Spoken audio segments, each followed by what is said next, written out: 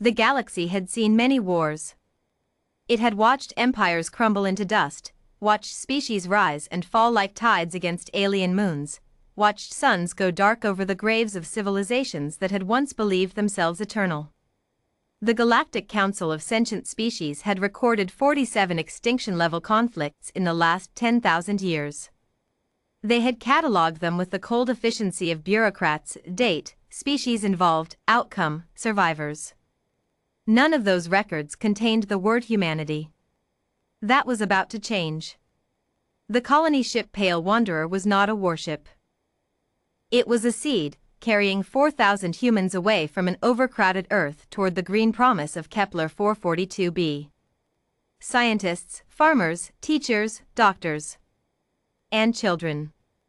Nearly 800 children, their faces pressed against viewport glass, watching the stars streak past like scattered silver.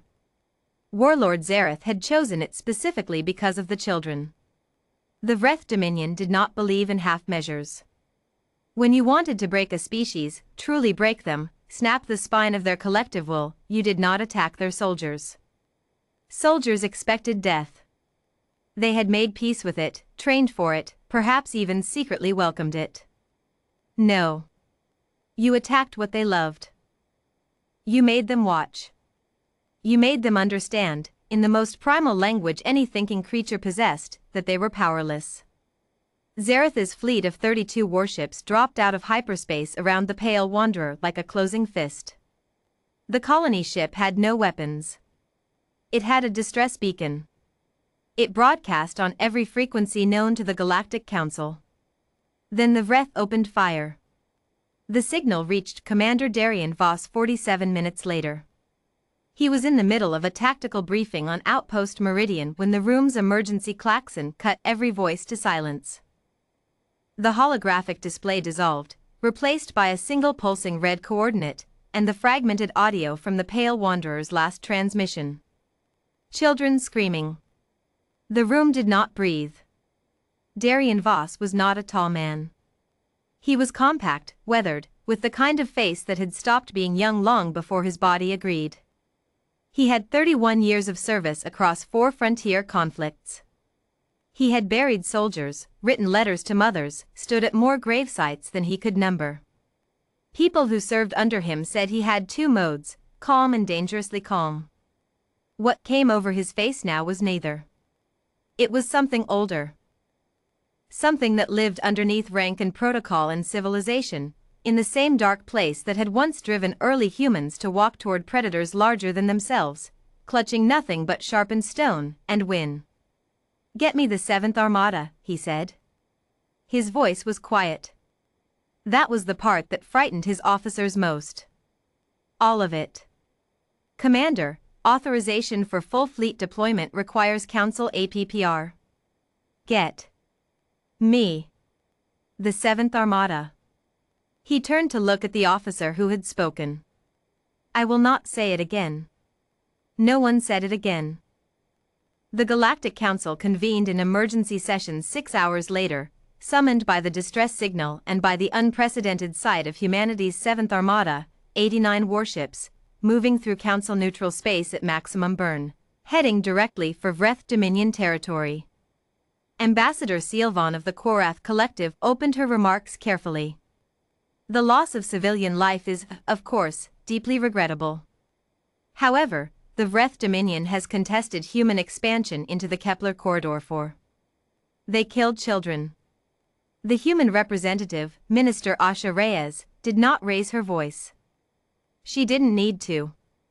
812 children. "We have recovered the hull fragments. We know the weapons' signatures. We have confirmed. 812 children." The chamber was quiet. "We are not here to ask permission," Minister Reyes continued. "We are here as a courtesy. To inform you that Commander Darian Voss has been given total operational authority. To inform you that the Vreth Dominion will be given one opportunity to surrender their war fleet and submit to Council justice. And to inform you," she paused, "that if they decline, humanity will not stop until the question of the Vreth Dominion is answered permanently." Ambassador Sealvon leaned forward. Surely you don't mean. We mean exactly what we say. We always do. Minister Reyes closed her documents. We simply don't usually have cause to say it. Warlord Zareth received the human transmission from Commander Voss personally. He had expected demands. Threats. The theatrical fury of a species that had never truly been tested. He had studied humanity, their history of violence, yes, but also their hesitation. Their councils and committees and moral hand-wringing. Their habit of stopping short, of choosing mercy at the moment when mercy was weakness. He opened the transmission expecting a negotiation. What he got was a single paragraph, read in a voice like stone grinding against stone. Warlord Zareth. You have attacked human children. There is no negotiation following that sentence. There is no treaty, no reparation, no political arrangement that exists in any language that will alter what happens next. You have one standard hour to order your fleet to stand down and submit to council custody. After that hour, I will demonstrate to every watching species in this galaxy what humanity does to those who harm our children. I will be thorough. I will be complete. And I will make absolutely certain that your decision today is studied by every civilization that comes after yours, as the last decision your civilization ever made. Zareth laughed. 32 warships against 89 was not favorable odds, but the Vreth had fought worse. They had fortified positions, defensive arrays, resupply lines. The humans were burning hot and burning fast, overextended, emotionally compromised, likely to make mistakes. He had 1 hour. He spent 40 minutes reinforcing his defensive perimeter. He spent the last 20 watching, confused, as the human fleet did not slow down. The Battle of Vreth Passage lasted 11 hours. Darien Voss did not fight like a man trying to win. He fought like a man trying to end. Every Vreth maneuver was anticipated, countered, and turned into a trap. The human ships took damage, significant damage, and kept moving. Voss lost 6 ships over the course of those 11 hours. He sent no retreat order. He sent no pause command. He sent his officers one instruction, repeated whenever the battle line wavered. Remember what they did. Keep moving. By hour 9, Zareth understood that he had made a mistake. Not a tactical mistake. Not a strategic one. Something deeper. Something he had no framework to calculate because nothing in Vreth military doctrine addressed it, the possibility that the enemy simply would not stop. That pain would not slow them. That cost would not deter them. That there existed no threshold of suffering beyond which these creatures would reconsider. He sent a surrender signal at hour 10. Darien Voss acknowledged it. Then he kept moving for another hour, dismantling every Vreth weapons platform, every resupply depot, every military installation in the sector, because surrender was the end of the battle, and he had not been sent to win a battle. He had been sent to answer a question. The answer was, never again. The Galactic Council convened for weeks afterward. There were speeches about proportionality. There were resolutions proposed and tabled and argued over. Species who had watched humanity as a curiosity, clever, emotional, oddly persistent, began recalculating their assessments with something that was not quite fear but lived in the same neighborhood. Warlord Zareth, in council custody, was asked by a Korath observer if he had understood, at any point, the magnitude of what he had provoked. He was quiet for a long time. We believed they were like us, he said finally. That they had a limit. A point at which they would weigh the cost and choose survival over vengeance. And? Zareth stared at the wall. They do not weigh it the same way. When you threaten what they love, he shook his head slowly.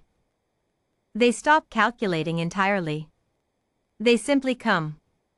Commander Darien Voss stood on the observation deck of the Resolution and looked at the stars. Someone would write reports. Someone would hold hearings. Someone would spend years debating the ethics of what had been done here, and perhaps some of those debates would be worth having. That was how civilization worked, and civilization was worth defending, worth every argument, every uncomfortable question, every hard line drawn in impossible places. But the stars did not debate. And neither did the thing that lived in Darien Voss's chest, quiet now, settling back into the deep place where it waited. 812 children. He would carry that number until the day he died. And every species in the galaxy, for the next 1,000 years, would carry the lesson. Do not touch human children. There is no cost we will not pay. There is no distance we will not cross. There is no darkness deep enough to hide in. We will find you. We will end you. And we will not stop to wonder if we should. The stars are very beautiful. They are also very old. They have seen everything. They had not seen this before.